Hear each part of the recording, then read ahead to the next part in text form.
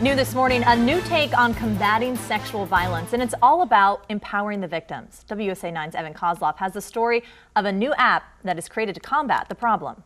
The app is called JDO, and as soon as we heard about it, we knew we had to go learn more about it. It was created by this 24-year-old named Ryan Sosha. He's staying over at this tech incubator in Georgetown called Halcyon.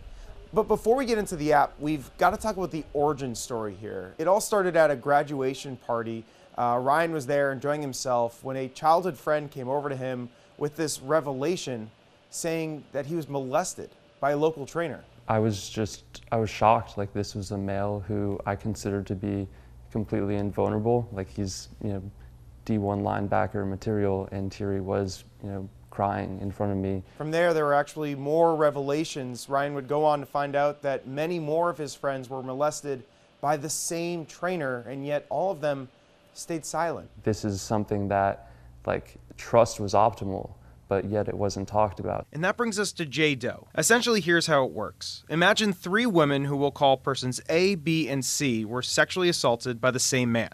Each of them could then submit what happened on a database. And while they're going to stay anonymous, they're going to see that others have made similar allegations. If one of them then decides to come forward to speak with a lawyer, the others are going to be notified and given the option to join the civil case. Essentially, it shows them they're not alone. To me, I look at this and I see something that has the potential not only to solve a problem for one person, but potentially for all, survivors all across the country. So all of this brings us to the common concern they hear a lot.